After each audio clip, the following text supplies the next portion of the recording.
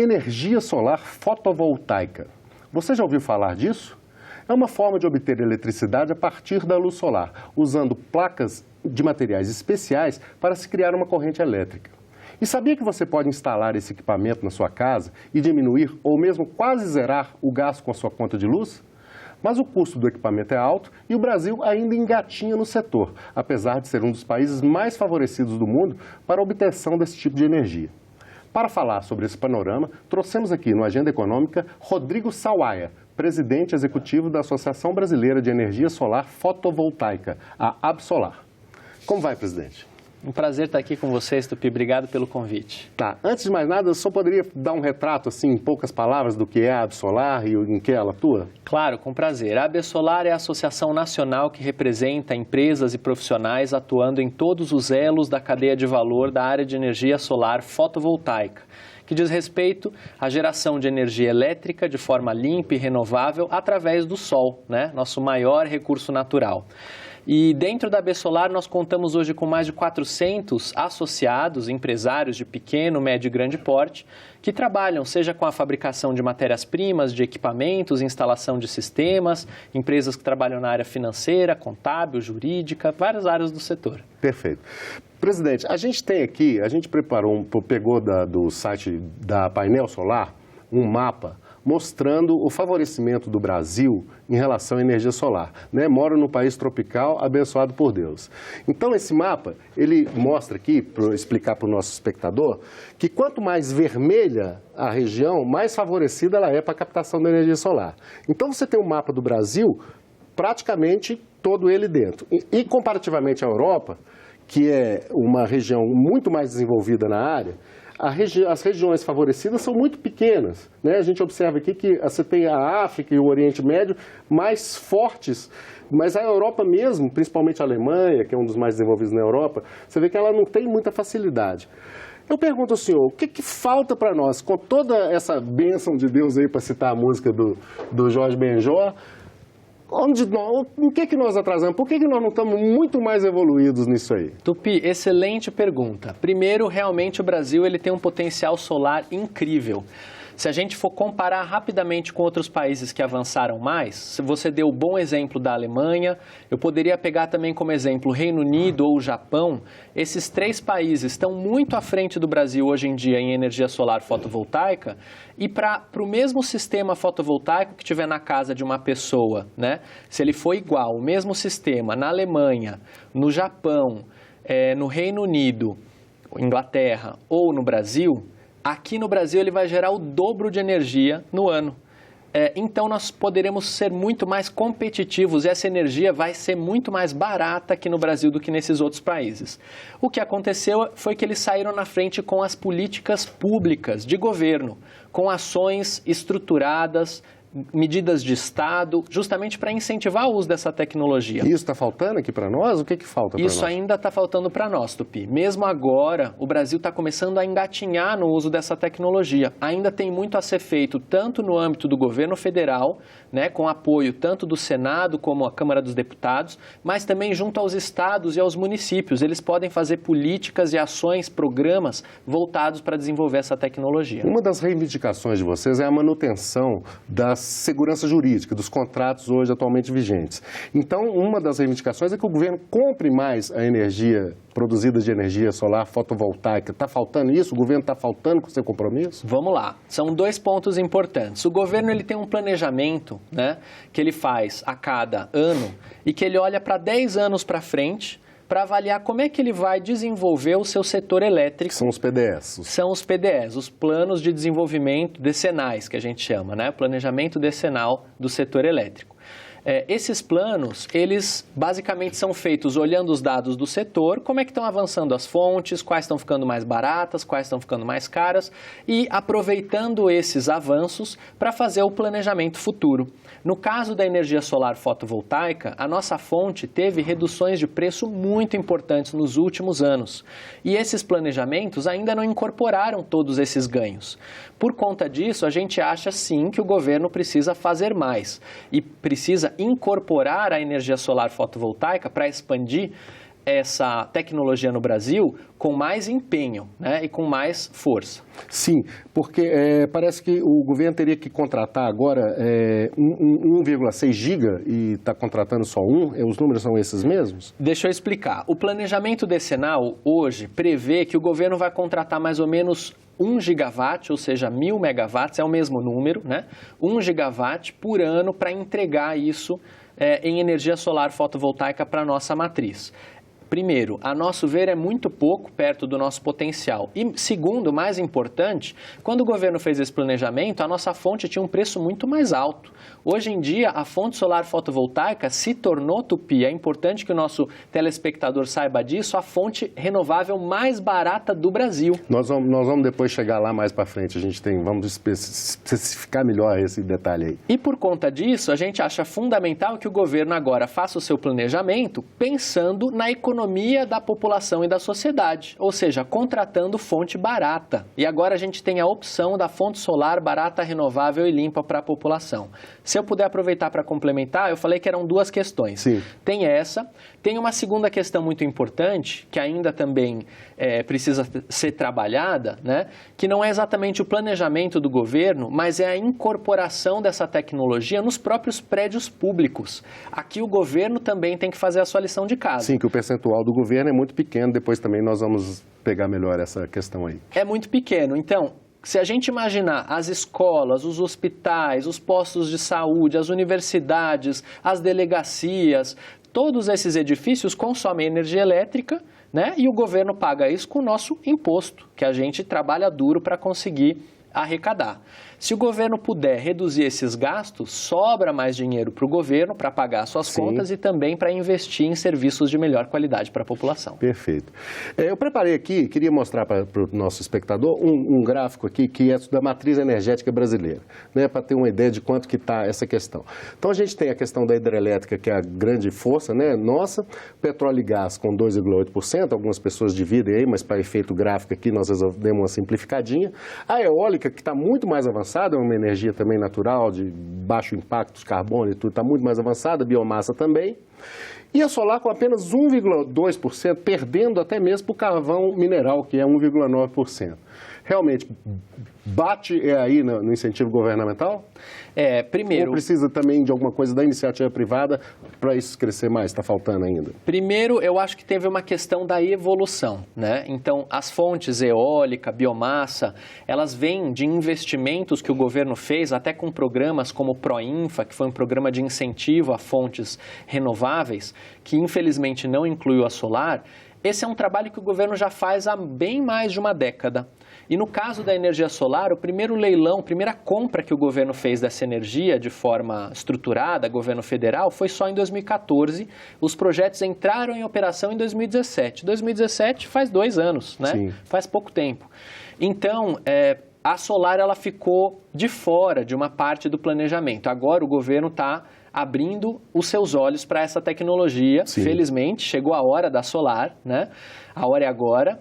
E o que a gente vê é de fato que o Brasil tem muito para ganhar com essa fonte, porque conforme o governo foi abrindo espaço para essa fonte competir no Brasil, o preço da tecnologia foi caindo, Sim. de modo que agora ela é uma tecnologia super competitiva. Certo. A gente tem outros 2 gráficos aqui que a gente preparou. Nós temos o investimento da China, o aumento da capacidade instalada da China de 45 gigawatts apenas no ano passado, 2018.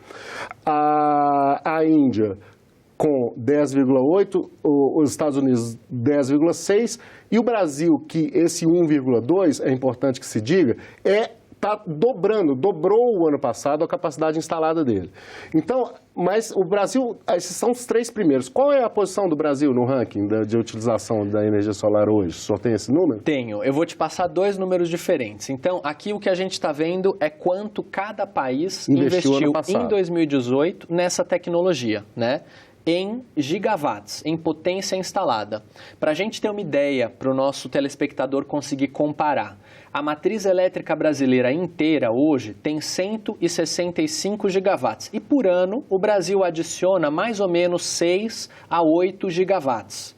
Então, adicionou no ano passado de solar 1 gigawatt desses 6 a 8 que adiciona por ano. né? A China é um país gigantesco. Queria chamar a atenção que o investimento da China no ano passado, apenas no ano passado, está dando mais de 20 vezes o potencial total instalado no Brasil. Exatamente. Mais de 20 vezes. Ou seja, de fato, o Brasil ainda está muito atrasado, né? São países aí que têm avançado há mais anos e com políticas de governo estruturadas, políticas de Estado, inclusive de longo prazo, algumas que são mais de uma gestão, 10, 15 anos de planejamento que são feitos, e o Brasil está começando nessa trajetória. Então, o que a gente vê hoje é o seguinte: a posição do Brasil, que foi a sua pergunta. Quando a gente olha quanto se adicionou por ano, ano passado o Brasil ficou em 11º lugar. Não certo. É de todo ruim, mas é muito longe do certo. potencial que o Brasil tem para ocupar, a nosso ver, uma das 5 posições de mais destaque no mundo. A gente tem que estar nesses 5 maiores países, porque nós somos um país solar por natureza.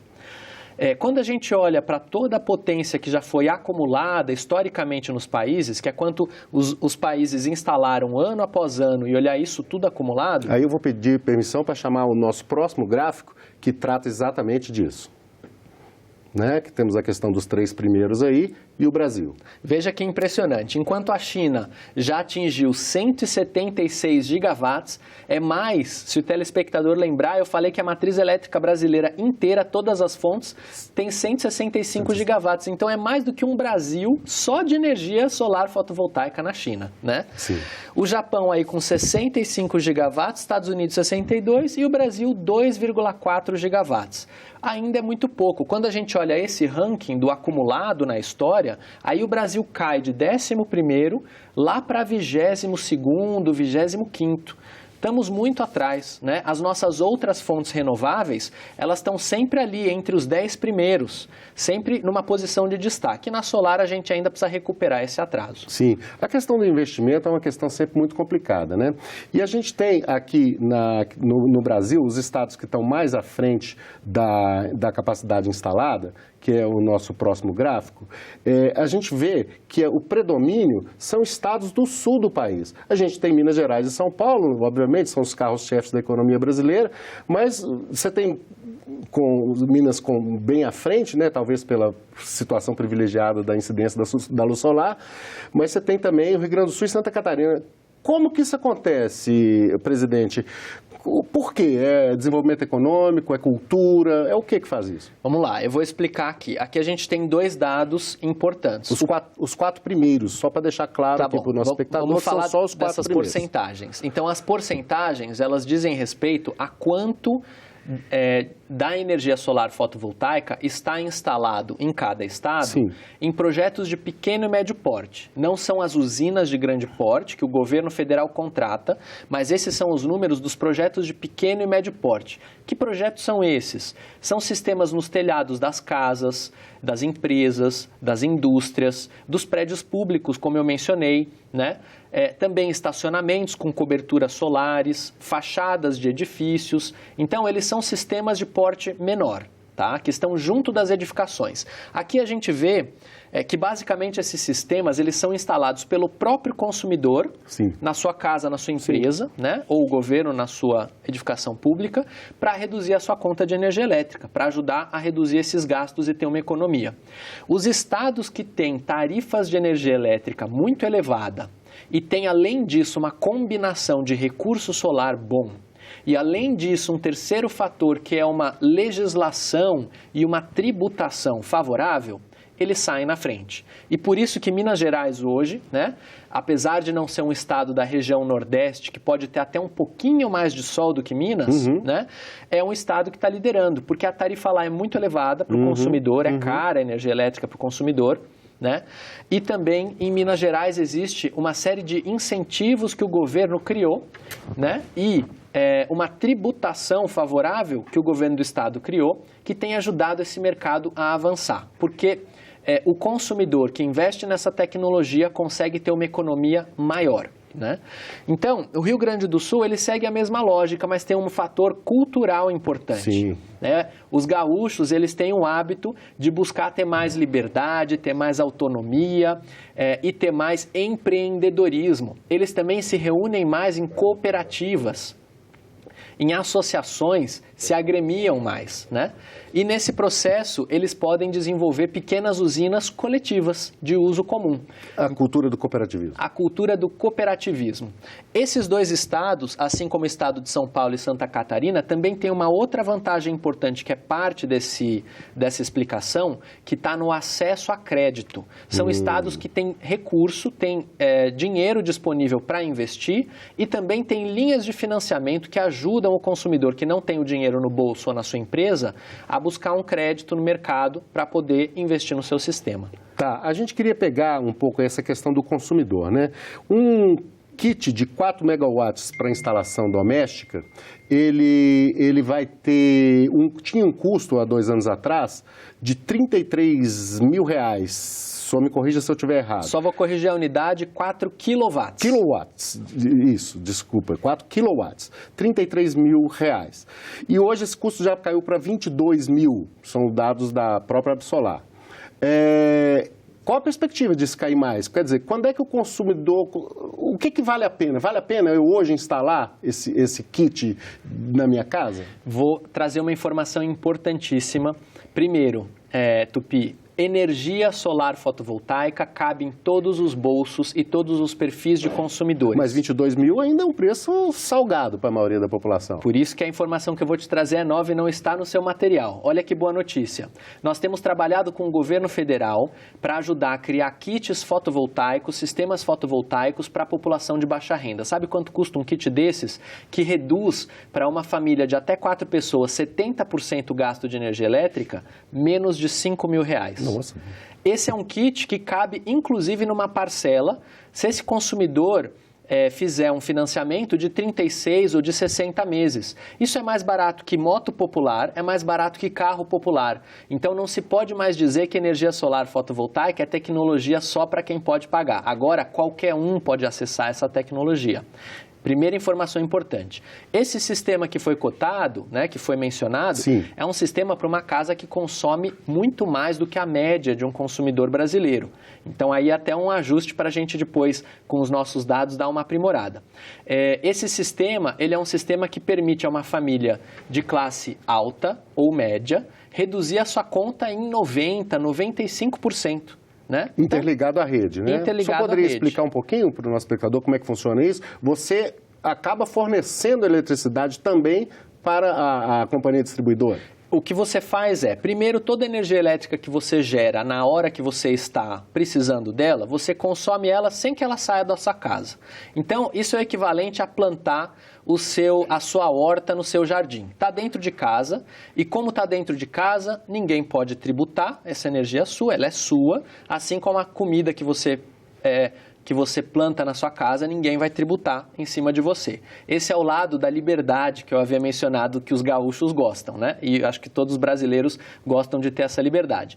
Além disso, a energia que você produzir para além da energia que você consumir, ela não é desperdiçada. E você também não precisa armazenar ela, porque isso seria caro. Hoje em dia ainda é difícil fazer esse armazenamento. O que você faz é disponibilizar essa energia, você injeta ela na rede de distribuição e disponibiliza ali para o seu bairro, para a sua região. Quem vai usar essa energia solar que você produziu é o seu vizinho, né? É o pessoal que mora ali nas suas proximidades.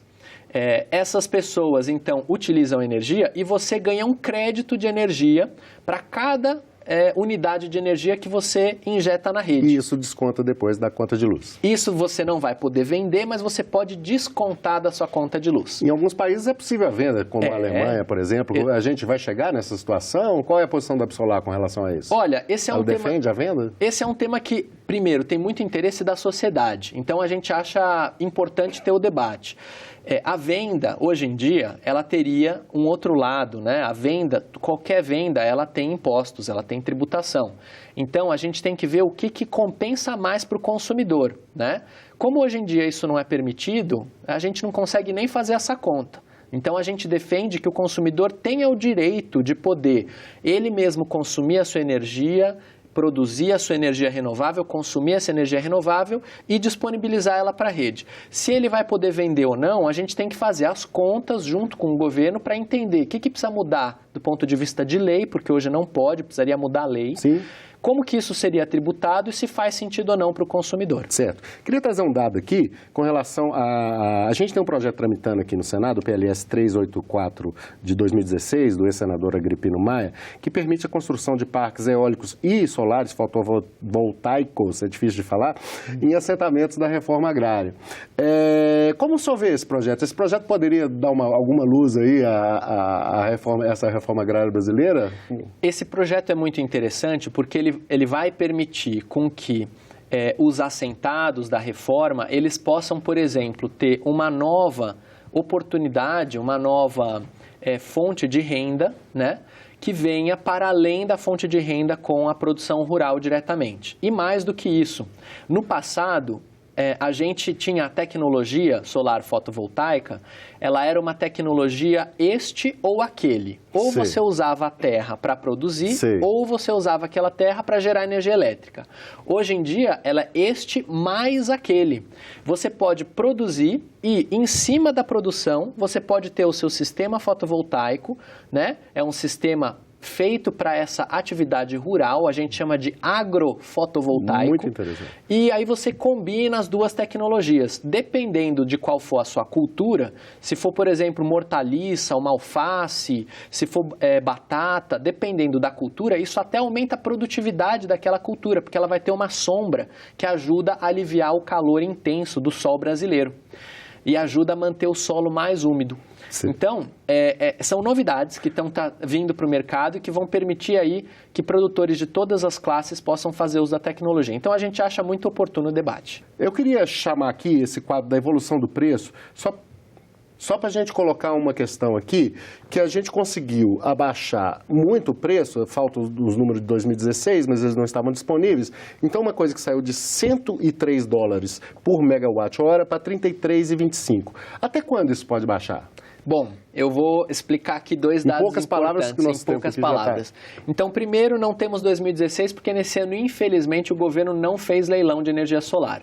Mas a gente tem um número novo desse gráfico que saiu agora, tem menos de um mês, né, recente, com o leilão A-4 que o governo federal fez para a energia solar. E o preço, até onde a gente consegue baixar, o preço já chegou a menos de $18, né? Esse preço aqui é em dólar por megawatt-hora. Que já se cumpriu uma meta de 2014, é isso? Não, seria de 2023, a gente antecipou ela em 5 anos agora e conseguimos fechar essa meta em 2018 e 2019, né? Sim. Ou seja, o nosso setor está fazendo a lição de casa, estamos reduzindo o preço fortemente. Agora, por conta desse último leilão, a energia solar fotovoltaica entrou entre as fontes mais baratas do Brasil, foi a fonte que vendeu mais barato nesse leilão de energias renováveis do governo federal, mesmo tendo outras fontes como eólica, biomassa, projetos de hidrelétricas, a solar foi a que se destacou no preço, né, com o preço mais baixo. Isso foi uma novidade, a gente acredita inclusive que esse leilão ainda não é uma boa métrica de preço, porque foi um leilão muito pequeno, o governo contratou um volume muito pequeno, mas vamos ter agora no segundo semestre um grande leilão de energia elétrica, e aí, de novo, a solar fotovoltaica vai participar e a gente está ansioso para ver um bom resultado e uma boa referência de preço. Uma última pergunta em pouquíssimas palavras. Esses 21 bilhões previstos para investimento até 2022, já está tudo contratado? Já está tudo contratado, esse número subiu um pouco agora, inclusive com esse leilão de 2019. Esses investimentos, eles vêm do Brasil e do exterior, trazendo com eles milhares, dezenas de milhares de empregos de qualidade para os brasileiros. Rodrigo Sawaia é presidente da Absolar, Associação Brasileira de Energia Solar Fotovoltaica. Muito obrigado pela sua presença aqui. Obrigado. Muito esclarecedor para o nosso telespectador, a quem também agradeço demais, você que acompanhou a nossa entrevista. Se quiser baixar este programa ou indicar para alguém, acesse a página na internet senado.leg.br/TV. Você também pode acessar esse e outros programas em nosso canal no YouTube, youtube.com/tvsenado. E se quiser falar com a gente, ligue pelo telefone 0800 61 2211 ou ainda pelo e-mail agendaeconomica@senado.leg.br. Muito obrigado e até o próximo programa.